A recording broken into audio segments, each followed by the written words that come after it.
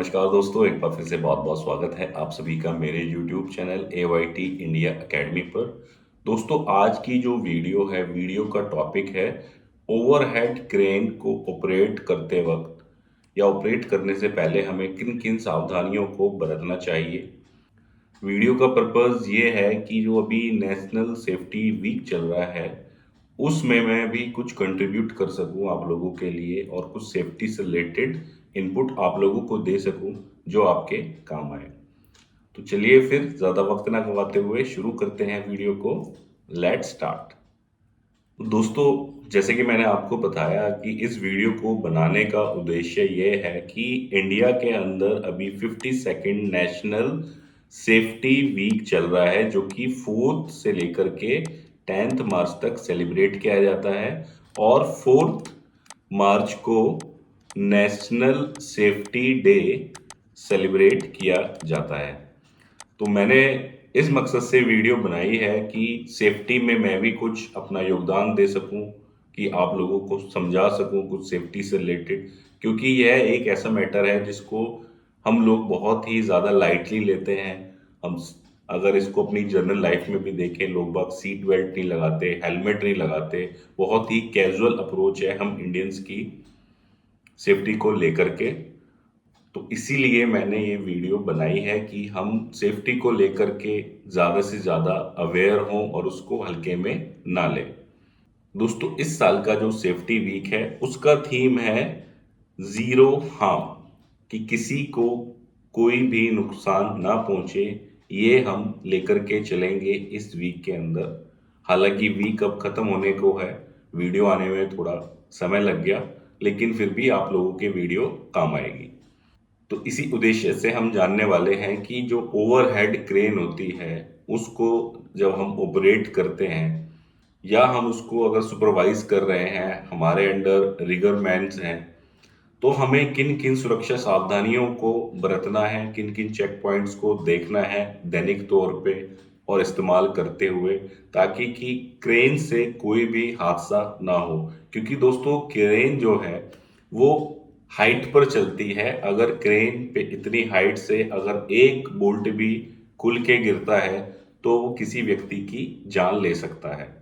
इसके अंदर हम दो चीजें कवर करेंगे। एक का हम कवर करेंगे ऑपरेटिंग प्रोसीजर क्या होता है सेफ्टी से रिलेटेड, और जनरल सेफ्टी प्रिकॉशंस क्या लेनी है हमें क्रेन को शुरू करने से पहले या क्रेन को इस्तेमाल में लाने से पहले। दोस्तों, जो सबसे पहला चेक पॉइंट है वह है कि जो ऑपरेटर है, जो क्रेन को चला रहा है, उसने डेली क्या चीज का ध्यान रखना है। दोस्तों, जो भी चेक पॉइंट्स हैं हमारे क्रेन के मेंटेनेंस से रिलेटेड, सेफ्टी से रिलेटेड, रख रखाव से रिलेटेड, उनको हमें हर शिफ्ट के स्टार्टिंग में फॉलो करना है। हमें हर शिफ्ट के स्टार्टिंग में सारी चीज़ों को चेक करना है। साथ ही हमें ये भी ध्यान देना है कि टैग तो नहीं लगा हुआ कोई क्रेन के ऊपर जब हम शिफ्ट शुरू करें। मान लो मैं शिफ्ट ए में हूँ, बी में कोई नया पर्सन आया, तो जब शुरू करे क्रेन को तो उसको जांचे कि क्रेन का जो पेंडेंट है या क्रेन का जो पैनल है उसके ऊपर कोई टैग तो नहीं लगा। ऐसा कोई टैग तो नहीं है कि इसमें लिखा हो कि भाई क्रेन को इस्तेमाल ना करें, क्रेन अंडर ब्रेकडाउन है या अंडर मेंटेनेंस है या इसमें कोई दिक्कत है। तो ये जांच बिंदु सबसे अहम है क्रेन ऑपरेटर के लिए। दोस्तों, जो दूसरा चेक पॉइंट है ऑपरेटिंग से रिलेटेड वह है कि हमें क्रेन को मिस हैंडल नहीं करना चाहिए, गलत तरीके से इस्तेमाल नहीं करना चाहिए। क्रेन जो है वो लिफ्ट करने के लिए बनी है, माल को ऊपर उठाने के लिए बनी है। कुछ लोग क्या करते हैं, क्रेन को खींचने के लिए इस्तेमाल करते हैं। तो हमें इस प्रकार से क्रेन का इस्तेमाल नहीं करना चाहिए। यहाँ पर मैंने दो छोटी छोटी क्लिप्स डाली हैं। जैसे आपको ये क्लिप दिख रही है, इसमें ये क्रेन ऑपरेट हो रही है। यहाँ पर ये दो लोग इधर खड़े हैं, एक इधर है, और ये क्या कर रहे हैं, एक शेड से दूसरे शेड में ले जा रहे हैं किसको, एक बिन को खींच के। देखो, इन्होंने जैसे अभी झटके से ये इसको खींचेंगे, यहाँ खींचा तो ये प्लेट वगैरह सब हिल गई। तो ये जो लोग खड़े थे इनको भी चोट लग सकती थी, साथ ही साथ क्रेन में भी इस तरीके से दिक्कत आती है। तो क्रेन को हमें लिफ्ट करने के लिए यूज करना है, पुल करने के लिए या खींचने के लिए इस्तेमाल में नहीं लाना है। एक और क्लिप है यहाँ पर, जैसे कि इतना बड़ा पीस है और इसको संभालने के लिए सिर्फ एक ही पर्सन है और इसको हमने क्या किया, सिर्फ सेंटर से बांधा हुआ है। तो इसमें क्या होगा, जरा सी सावधानी हटेगी और ये पूरा का पूरा पीस घूम जाएगा और जो क्रेन को ऑपरेट कर रहा है उसको भी चोट पहुंचा सकता है, साथ ही कोई व्यक्ति अगर साथ में खड़ा है तो उसको भी चोट लग सकती है। दोस्तों, पीपीई हमने अक्सर शब्द सुना है, अगर आप पहली बार सुन रहे हैं तो मैं आपको बता देता हूं। पीपीई की फुल फॉर्म होती है पर्सनल प्रोटेक्टिव इक्विपमेंट्स, यानी कि ऐसे इक्विपमेंट जो कि हमारी स्वयं की सुरक्षा के लिए पहने जाते हैं। वो हमें किसी भी प्रकार के खतरे से, जैसे कि कोई गैस हो गई, कोई हजार्ड हो गया, कोई पैर में हमारी चोट लग सकती है, कोई नुकीली चीज हो सकती है, कोई केमिकल में हम काम कर रहे हैं, तो उनसे बचाव के लिए जो पीपीईज पहने जाते हैं। तो हमने जब क्रेन को ऑपरेट करना है तो हमेशा पीपीईज का इस्तेमाल करना है। पीपीईज क्या क्या होंगे इसमें, हमारे मेन इसके अंदर पीपीईज होंगे हेलमेट, सेफ्टी शूज और ग्लव्स, ताकि जब हम क्रेन को ऑपरेट करें तो सर पे कोई चोट ना लग जाए, पैर में कोई चोट ना लग जाए, और साथ ही साथ हमारे हाथ में कोई नुकसान ना पहुंचे। तो क्रेन ऑपरेट करने के लिए हमेशा हमें पीपीईज का इस्तेमाल करना चाहिए। दोस्तों, इसके बाद जो अगला चेक पॉइंट है वह है सुरक्षा लैच का। जो है या आपको यहाँ पर हुक दिखाई दे रहा है, ये हुक दिख रहा है, इसमें इस तरीके से सेफ्टी लैच लगी होती है। इसका काम होता है जो रस्सा है उसको बाहर निकलने से रोके। तो पहली बात तो ज्यादातर हुक्स के अंदर ये मिसिंग होती है। मैंने इतनी कंपनी विजिट करी है, घूमता हूँ, तो वहां देखता हूँ यही गायब है और कहीं कहीं लगी है तो ये गलत तरीके से लगी है। जैसे इस फोटो में आपको दिख रहा है, ये लैच गलत तरीके से लगी हुई है। अगर हम इसमें हुक फंसाएंगे तो ये लैच उसको रोक नहीं पाएगी और इसके अंदर से कोई भी चेन वगैरह आसानी से निकल जाएगी। सही तरीका क्या है, सही तरीका लैच को लगाने का इस तरीके से है, लैच अंदर की तरफ होनी चाहिए। जब हमें इसमें रस्सी डालनी है तो हम इसको नीचे की तरफ प्रेस करेंगे और इसके अंदर रस्सी डालेंगे ताकि ये लैच जो है रस्सी को बाहर निकलने से रोके। तो ये सही तरीका है और ये गलत तरीका है। तो हमें अपनी जो सेफ्टी लैच है उसकी जांच करनी है और इसी प्रकार से उसको मेंटेन करना है। इसके बाद आता है शीव्स या जो पुली गिरनी होती है, उसके अंदर सबसे पहला चेक पॉइंट क्या है, उसके अंदर सबसे पहला चेक पॉइंट है SWL, यानी कि सेफ वर्किंग लोड। कोई भी जो चीज है जो लिफ्ट करने के लिए बनी है, कोई भार उठाने के लिए बनी है, उसकी एक कैपेसिटी होती है। जैसे कोई पानी का कंटेनर है, कोई 1000 लीटर का होता है, कोई 1200 लीटर का होता है, कोई 1500 लीटर का होता है। ऐसे ही जो क्रेन्स होती हैं उनकी भी कैपेसिटी होती है। कोई 1 मीट्रिक टन की होती है, कोई 2 टन की होती है, कोई 5 टन की होती है, कोई 10 टन की होती है। तो अगर हमने कम कैपेसिटी की क्रेन से ज्यादा भार का मटेरियल उठा दिया तो क्रेन कोलैप्स हो सकती है, डैमेज हो सकती है और वहां जो काम कर रहे हैं उनको चोट लग सकती है। तो इसके लिए क्रेन के ऊपर क्या लिखा जाता है, हुक के ऊपर SWL लिखा जाता है, सेफ वर्किंग लोड, कि भाई ये जो हुक है या क्रेन है इसकी जो कैपेसिटी है वो कितनी है, 5 टन है, ताकि कोई भी इस्तेमाल करे तो उसको पता हो कि इसे मुझे 5 टन से ज्यादा भार इस क्रेन से नहीं उठाना है। दूसरा चेक पॉइंट क्या है, जब भी हम हुक को छोड़ेंगे रिलीज कंडीशन के अंदर या फ्री कंडीशन के अंदर, ये जो फ्लोर से कम 7 फीट की दूरी पर होना चाहिए। 7 फीट क्यों, क्योंकि जो इंडियन हम एवरेज इंडियंस हैं इनकी हाइट होती है 5, 5.25, 5.5, और मैक्स टू मैक्स जाओगे तो 6 फीट तक या 6.25 फीट तक। तो जब हम उस हुक को कम से कम 7 फीट पे रिलीज करेंगे तो वहां से अगर कोई व्यक्ति पर्सन गुजर रहा है और उसने ध्यान नहीं दिया तो उसको चोट नहीं लगेगी। वरना क्या होगा, अगर हमने उसको 5 फीट पे लाके छोड़ दिया, 4 फीट पे लाके छोड़ दिया, तो वहां से गुजरने वाले लोगों को चोट लग सकती है। तो इसलिए इसको कम से कम हमेशा 7 फीट की हाइट पर ग्राउंड से हमें इसको हुक को रिलीज करना है फ्री कंडीशन के अंदर। इसके बाद जो सबसे मेन चेक पॉइंट है वह है वायर रोप की कंडीशन। जो हम वायर स्टील वायर यूज करते हैं लिफ्टिंग के लिए, तो उसमें क्या होता है, कई प्रकार के दोष आ जाते हैं, कई प्रकार के डिफेक्ट आ जाते हैं जो कि उसकी स्ट्रेंथ को कम कर देते हैं। और आपने अक्सर ऐसे हादसे सुने होंगे कि मटेरियल को उठाया और जो रस्सी थी, जो रोप थी, स्टील वायर था, वह टूट गया और बहुत बड़ा हादसा हो गया, किसी की जान चली गई या नियर मिस हो गया, जान जाते जाते बची। तो क्या क्या कंडीशंस हैं, ताकि आप उनको ऑब्जर्व कर सको और इस कंडीशन में आपकी वायर या रोप है तो उसको आप चेंज कर सको। इसमें आपको क्या देखना है, जैसे ये बर्ड केजिंग यहाँ दिख रहा है, जैसे घोंसले जैसा आकार बन गया, ये तार खुल गया, इससे क्या होगा, स्ट्रेंथ कम हो जाएगी। ठीक है। कुछ वायर उसके हो सकता है टूट गए हों, मान लीजिए इसमें 150 वायर हैं जिसमें से 10 वायर या 20 वायर टूट गए, तो जितनी वो स्ट्रेंथ के लिए बना था उतना वह मटेरियल को लिफ्ट नहीं कर पाएगा और वायर टूट सकती है।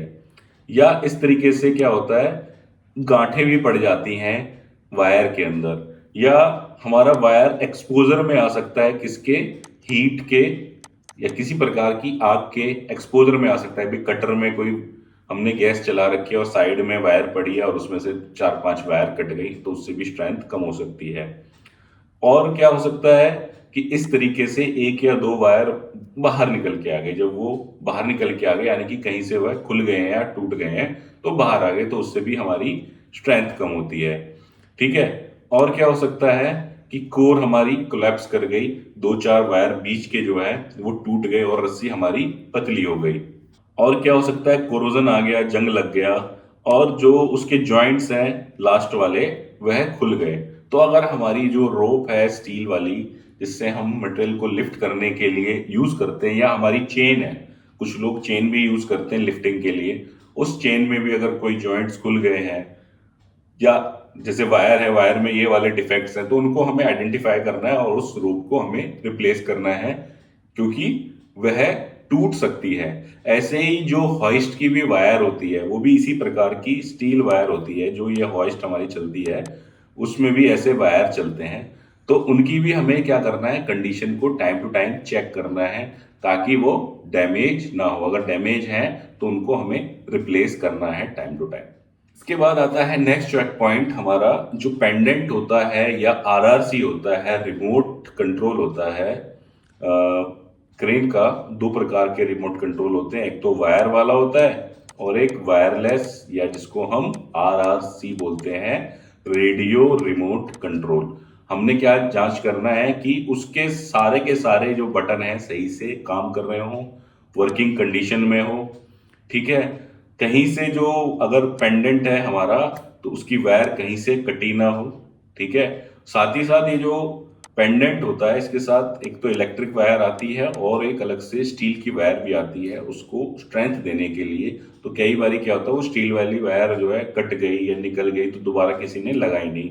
उसका पर्पज ये होता है, जो इलेक्ट्रिक वायर है उसके ऊपर लोड ना आए, सारा का सारा लोड जो है स्टील वायर लेकर के चले। अगर वो निकल गई है तो वो लगा के रखना है। साथ ही साथ हमें देखना है up down east west south north, ये टोटल 6 डायरेक्शन होती हैं जिसमें हमारी हॉइस्ट वर्क करती है, डबल गर्डर वाली। तो ये हमारी जो बटन है सही से काम कर रहे हैं या नहीं कर रहे हैं। कैसे कैसे मूव करेगी, इधर से उधर जाएगी, एक डायरेक्शन ये होगी। ठीक है। एक वाली ये होगी डायरेक्शन और एक डायरेक्शन होगी ये वाली।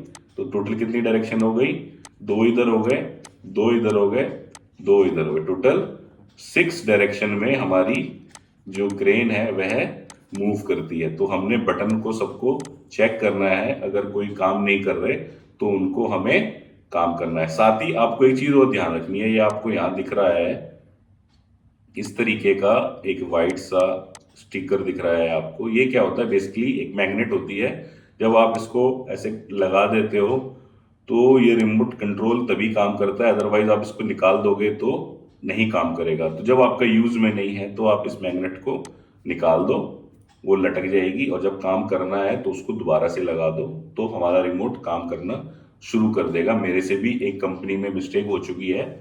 मैंने क्या किया, रिमोट लिया, ये वायरलेस रिमोट था, और एक बटन मेरे से दबा रह गया, वो पता नहीं क्या हुआ, वो रस्सा खुलता गया खुलता गया खुलता गया और पूरा का पूरा रस्सा जो था, रोप जो थी वो कट गई। ठीक है, तो सबसे ज़रूरी है ये रिमोट कंट्रोल की फंक्शनिंग वगैरह, और हमेशा उसी व्यक्ति ने ऑपरेट करना है जो कि ऑथराइज है, जिसको क्रेन चलानी आती है, क्योंकि ये बहुत रिस्की काम है। कोई भी ऐसे ही आके यूज़ ना कर ले सिर्फ मजे लेने के लिए कि भाई चला के देखता हूँ, क्योंकि ये बहुत ज़्यादा रिस्की है, चोट लग सकती है। तो जो ऑथराइज पर्सन है, ऑथराइज रिगर मैन है, वह ही क्रेन को चलाए, ये सबसे ज़रूरी चेक पॉइंट है। इसके बाद हमें क्या देखना है कि ब्रेक्स जो होती हैं, इसके अंदर ब्रेक होती हैं क्रेन के अंदर, जो ब्रेक हैं वो सही से हमारी काम कर रही हैं या नहीं कर रही हैं। होता क्या है, इनकी जो ब्रेक है कुछ समय के बाद क्या होता है, इसमें भी ब्रेक शू होते हैं, वो ब्रेक्स घिस जाती हैं, कोई ध्यान नहीं देता। ब्रेक का मतलब क्या है कि जब आप बटन को रिलीज करो तो क्रेन वहीं के वहीं लॉक हो जानी चाहिए, वहीं के वहीं रुक जानी चाहिए। लेकिन होता क्या है, वो थोड़ी देर बाद जाके रुक रही है, थोड़ा झटका लेके रुक रही है, ऐसे नहीं होना चाहिए। तो ये भी एक बहुत बड़ा सेफ्टी का चेक पॉइंट है। अगर आपकी गाड़ी है, गाड़ी की ब्रेक आपने अभी दबाई, लगी वो 2 सेकंड बाद, तो एक्सीडेंट होगा या बचेगा? ऐसे ही क्रेन है, अगर क्रेन की ब्रेक सही से काम नहीं करेंगी तो उससे भी एक्सीडेंट हो सकता है। तो इसलिए उसकी ब्रेकिंग सिस्टम बढ़िया से काम करना चाहिए क्रेन का। अब ऑपरेशन से रिलेटेड कुछ चेक पॉइंट्स जानते हैं कि किन किन चीज़ों का हमने ध्यान रखना है वाइल ऑपरेटिंग। जो भी मैंने आपको चेक पॉइंट्स बताए वो था कि जब हम उसको क्रेन को शुरू करेंगे या उसके अंदर जनरल जो चेक्स करेंगे सेफ्टी से रिलेटेड। अब आ जाएंगे जब हम क्रेन को ऑपरेट करेंगे तो हमें किन किन सावधानियों को बरतना है।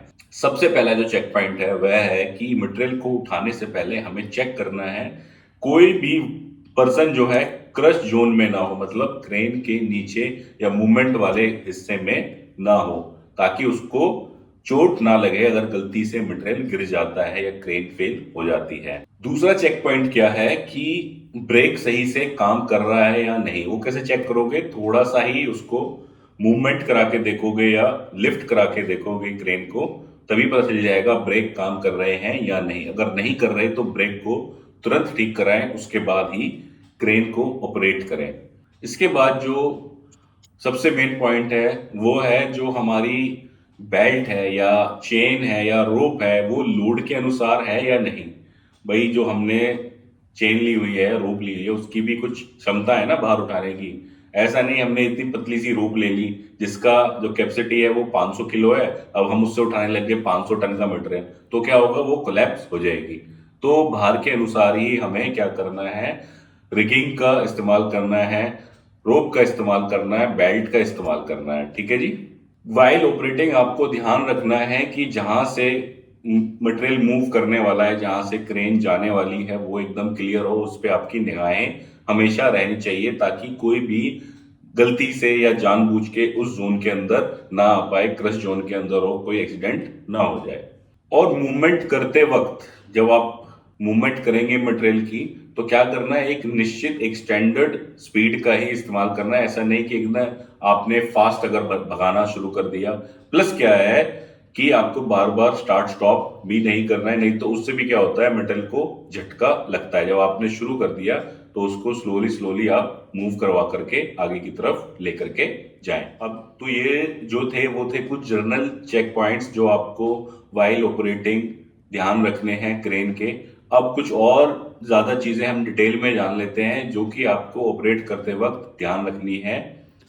जैसे कि सबसे पहला चेक पॉइंट है कि कोई ओवरलोड नहीं होना चाहिए। ओवरलोड का क्या मतलब है कि भाई जिस क्षमता के लिए क्रेन बनी है आपने उससे ज्यादा उस पर मटेरियल रख दिया, तो इस तरीके से क्या होगा, बीम डिफ्लेक्ट हो जाएगा, बैंड हो जाएगा, लोड सेंटर में है, तो ये क्या है कि एक्सीडेंट हो सकता है, क्रेन नीचे गिर सकती है, सीलिंग जो है उसकी वो भी टूट सकती है। तो हमने जितनी कैपेसिटी के लिए डिफाइन है, अगर वो 5 टन की क्रेन है तो 5 टन, 10 टन की क्रेन है तो 10 टन, या 2 टन की क्रेन है तो 2 टन, उसी कैपेसिटी के हिसाब से हमने मटेरियल को लिफ्ट करना है।